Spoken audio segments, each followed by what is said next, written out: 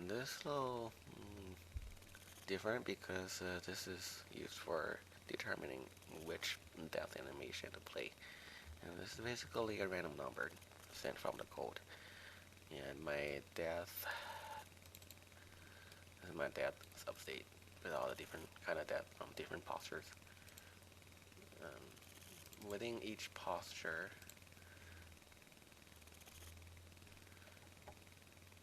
the parameter determines which death animation to play is the death posture.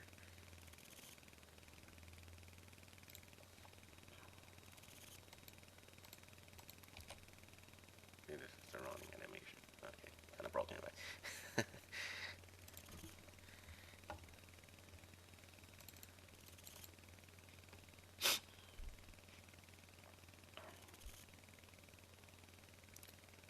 Aiming is sneaking. It tells you whether to move from the standing state to sneaking the back, and from aiming to no aiming the back. And all these triggers are for small action animations, such as reloading, throwing, shooting.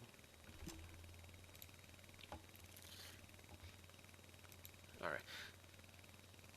So these animation states in the code, they all control just the movement, nothing else. Movement and maybe turning the body, that's all. But back here, this is where everything else happens. So I have this method called send command, and this is used by the player and AI. So these are all the commands either the player or AI can send to the character. So the character doesn't care if the character itself is controlled by player or controlled by AI. All it cares is seeing these commands. If you're seeing these commands, then do what it tells.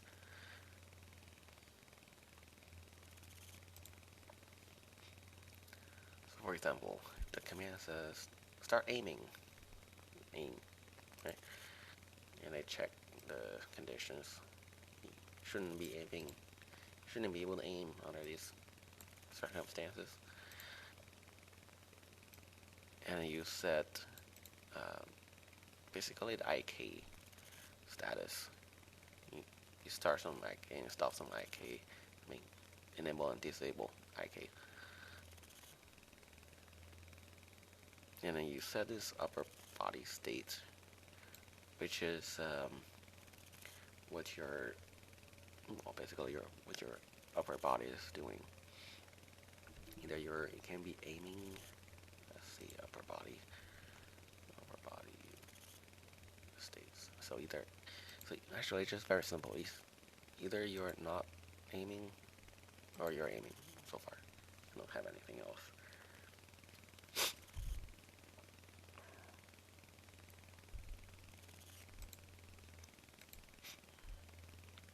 So if you're aiming, then set the upper body state to aim. This is separate from the action because sometimes you can play action while you're aiming or not aiming, sort of like that. And the action is temporary. It doesn't. It will play.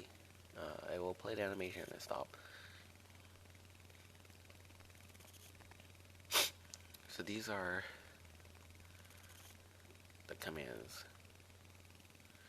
and you can see it also controls animation here through setting a boolean and setting some of the parameters, and you can also send a trigger. Let me see where the trigger is. I don't think any of these are triggers.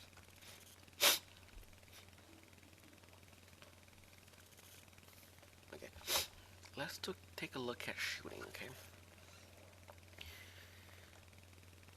So the first thing that happens is the character receive a command says pull trigger.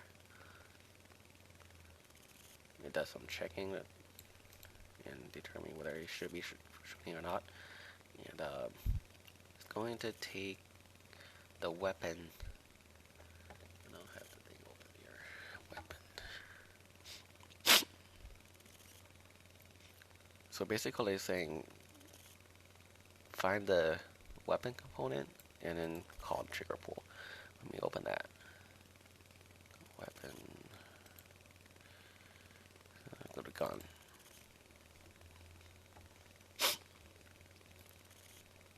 Trigger pull. There it is. There's another cooldown check.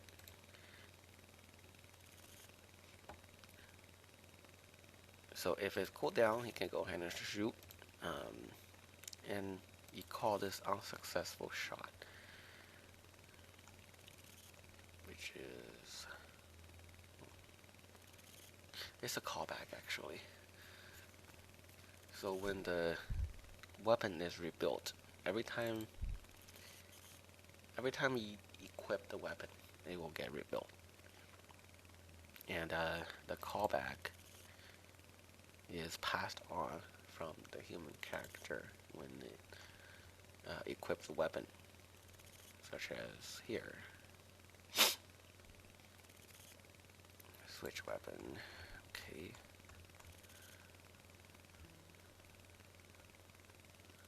Switch weapon. Where the hell is it?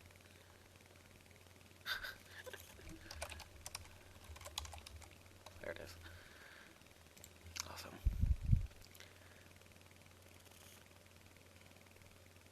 This is where it calls the rebuild.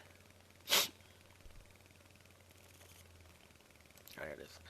So unsuccessful shot is a method within this class, and it gets sent as a callback over to the gun. So when the gun shoots, it's going to call the callback method,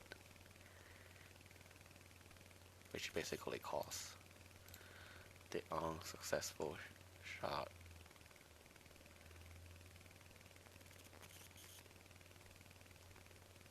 There it is. So let me explain again. Whenever the character shoots a gun, it calls the trigger pull method in a gun class, which in turn calls a callback method to this right here.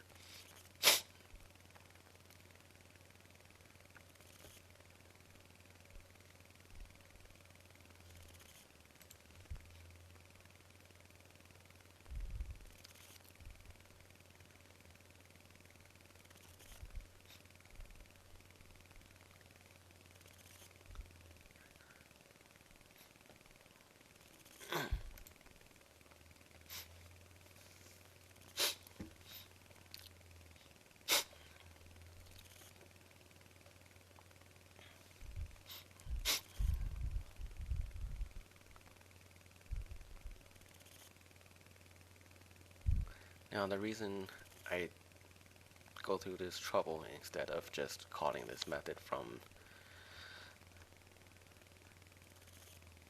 the command directly, because when you're shooting in different ways, such as full automatic, where is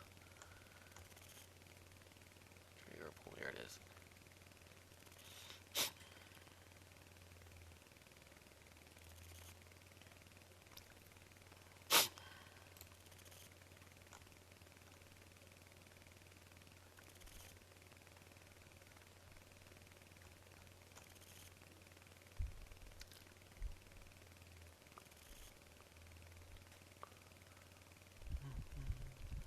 Trigger pull.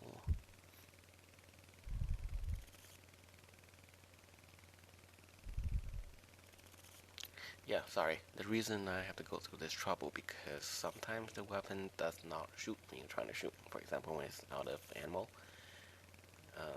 In that case, it's not going to call this callback. It does a check of ammo and everything. And if it it's not possible to shoot, it will not call the callback. The callback, what it does is plays the recoil animation. So set trigger shoot.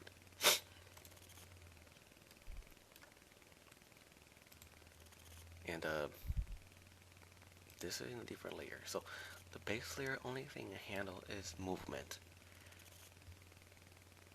And we have this layer. I can make it bigger somehow.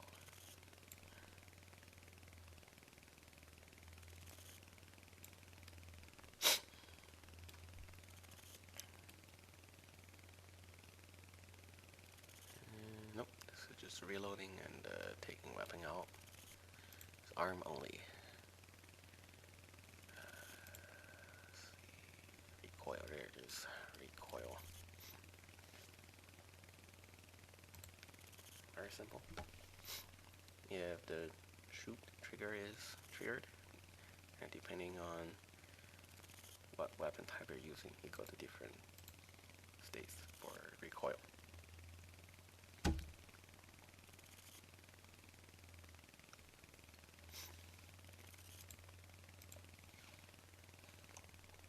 Take weapon out.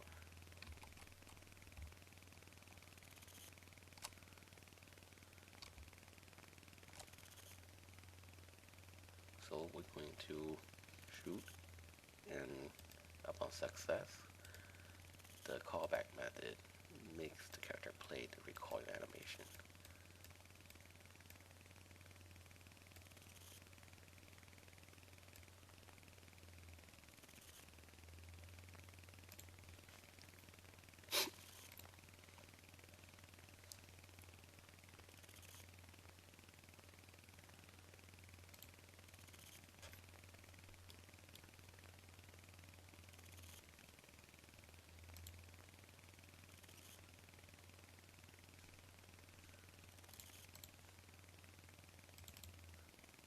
Is me funny anything? Nope, not yet. This is just empty. Okay, I'll show you this later. The behavior. Well, I can show it now. So let's go back to arms. Let's look at reloading. Okay.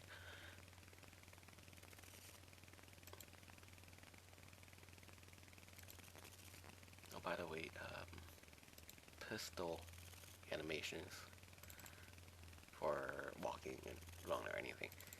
This is a layer above the base layer. So the base layer, only thing it does is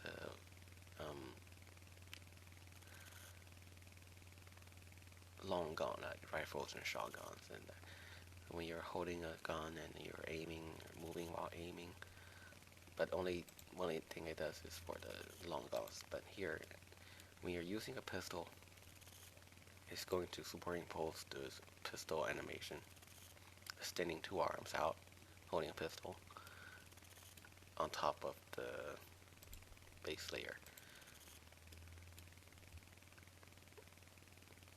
So when you reload, they just simply call trigger, reload trigger.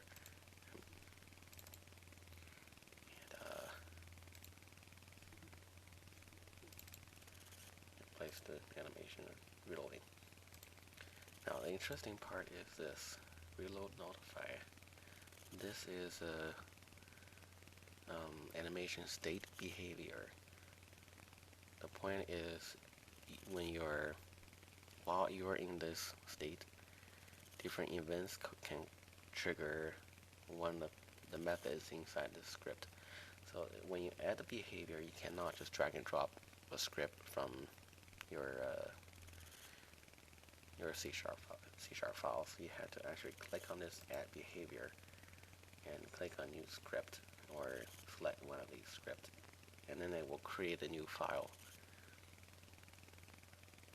a new C# file. So let's open up. So what am I doing here? No, awesome. What's happening? Oh,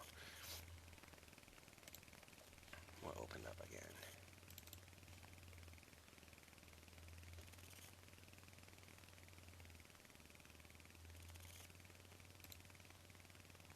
No, sorry, actually.